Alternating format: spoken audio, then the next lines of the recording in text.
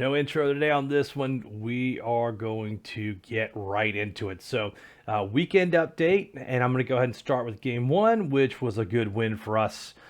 Post in the comments what your biggest win was. I think 31-13 is my biggest one, but I'm going to go ahead and jump into this game. It was really kind of a strange one. I played Ethiopia. We were having all kinds of issues from the start in the coalition. We had so many people that were AFK. So you could see, like, of the 4 people that were left in there, they only had a total of 2806 left, and that was after I came out about probably 4 days before this, because there was so much AFK going on, and we had this guy down here. Argentina started to attack us in Western Africa, and so what I did was just drop the coalition and take the win, because I was tired of having to go through. You could see how commanding of a lead we had all the way through. Like, I literally had to go through and take all of this stuff myself, and was all the way over to here, and it just didn't make sense to stay, so I dropped it just to end the game and get us the win and cash us out in the gold before Argentina came back. So that was done. Next game is Chad, and I'm a little landlocked, and I'm going to go ahead and show that I don't have much in here because I am cooking up some defenses and annexing some stuff. So by the time this video comes out, I'll be back to defended. So, and I don't normally do this. I'm taking a big risk, but the problem is that we have all of Africa, and there's nothing, being landlocked in Chad here, there's really nothing that's going to come in and attack you, but you still want to have some sort of defense. So we're actually coming through. The next couple of guys that are up here are Syria, Ukraine, and Israel. We're already fighting Israel down here. This has all started to kick off, and I believe if I look, let's see, Egypt is... Nope, they're not at war yet. I thought they were, but I think this is getting ready to pop off just from some messages, and there's all kinds of choppers flying around and some naval pings. So they're going to move in. I think that's going to happen soon, and Egypt will bring this 19 stack over and move some troops in. But in the meanwhile, we're going up here, and we're taking the rest of France and knocking out these cities. And so I think I can get, let's get these choppers up in the air, and let's attack Homeboy's stack there so that we don't have to move troops in. I can throw the choppers in, and there's a couple of elites in there. So they're going to be smoking out 3s on the Hinds, and on the elites, they're going to hit those at 10. So I believe, 2 elites or no, 3 elites. Yeah, they're going to hit 30 points on that. It'll probably take 2 hits to kill this stack off, but GG on there. So, but the problem is now we're landlocked over here with Germany. Let's see, are they in a coalition? And they're not, so I would imagine that we're going to take Germany next and keep right on moving. What is this in here? Ukraine. Yeah, see, I need to get into Germany before Ukraine does. Ukraine kind of snuck along the border here to cut off from with them taking Italy. So we're trying to corral them in here and just put a stop to Ukraine expanding west by taking UK, Spain, and France.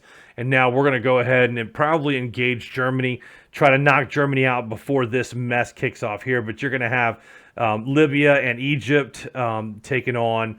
Libya, Egypt, and Ethiopia taking on this whole Israel area. So a 3-on-1 should knock that out quick. And if you look at the different coalitions, we're in first overall. They only have a 3-person team. So if we take out Saudi and Israel, that whole area, it'll lead right into Syria and Ukraine.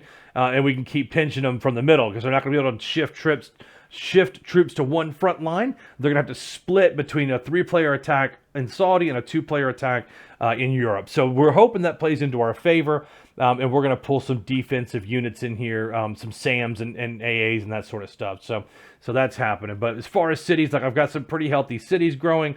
As far as population, to be day 17, to have a bunch of 7s is pretty good. And to have most of the buildings out. I do have secret weapons labs going because what I'm going to be doing is pulling in the AAs here. So sorry, wrong one.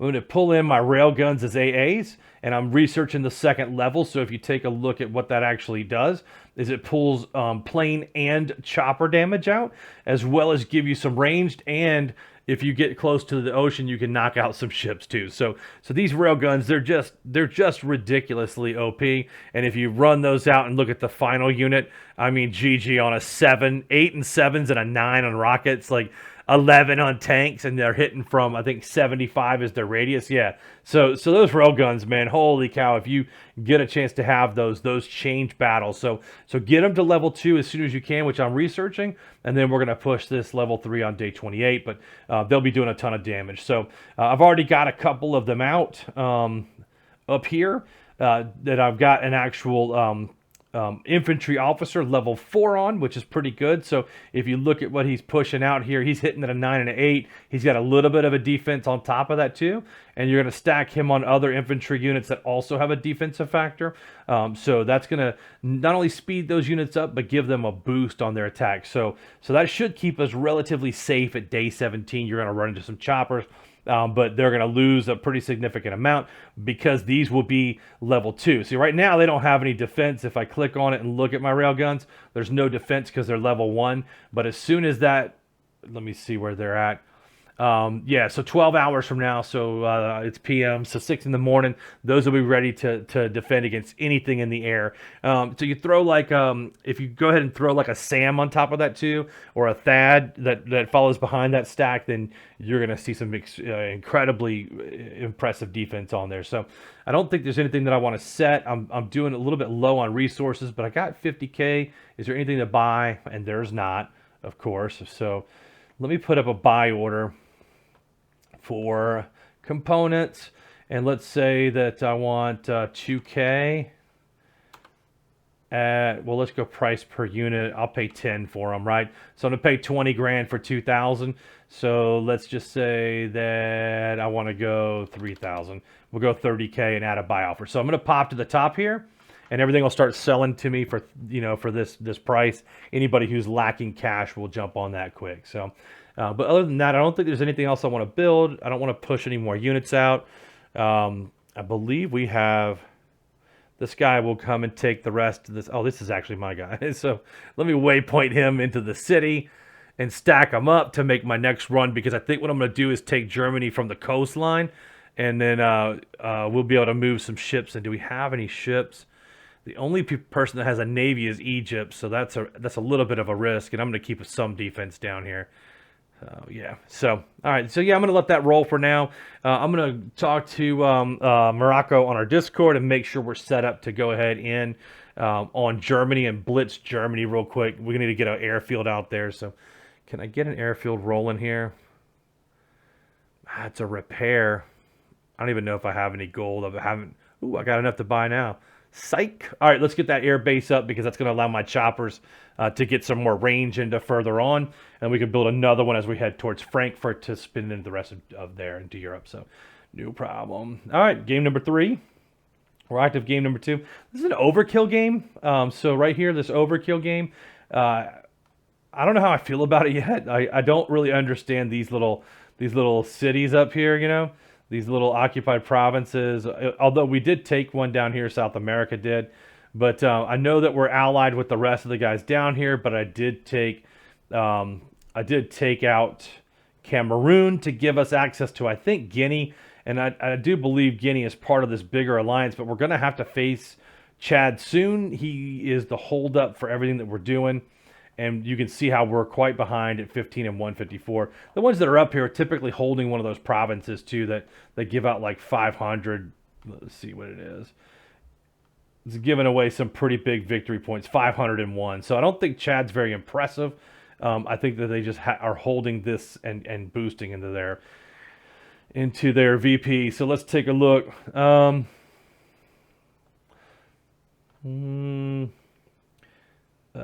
Resources, I'm low on supplies. Let's see if there's anything that we can do to boost up local industries. I don't see anything. We could take this rare one, but let's see if there's anything else that we can build on for local industry to boost our resources. So there's it's Angola.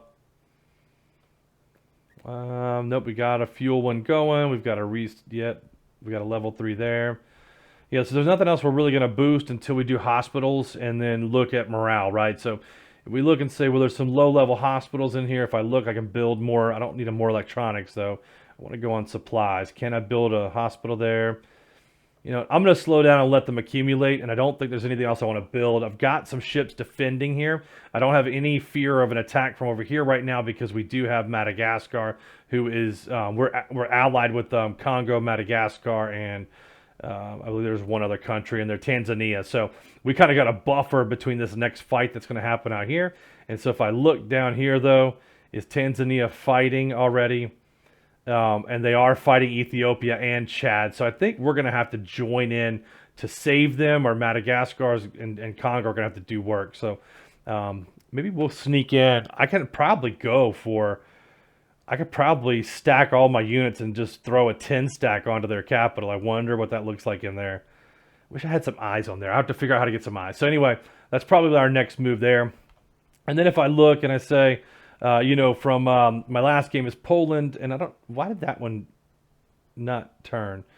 That's all right. So we got a pretty good deal going here with Russia. So we're going to attack Latvia and start taking some of those areas. So I'm just going to kind of go in, take this capital here. And I wish some of these were not smoking. So let's do this. Let's split. I'm going to send one guy over here to take that. And then what I do is I usually will send it and then I'll waypoint it directly back. But now I've got 5 more units here. So I got 3. I press control. I got 5. So let's go waypoint this up here. Take Latvia's lands. And how much time? 13 hours. So that's going to be after the 0. So let's just go ahead and... You know what? I'm sorry. Let's bring them up. Here's what I want to do. It's going to be after the day turns, and so there's going to be no benefit. I don't think that this one's going to make it. Yeah, see, that's 15 minutes after the turn. So instead of having these 2 guys, right, I'm going to end them in the city so that they're in the city. All right, hold on. Let me... He should be stopped in the city.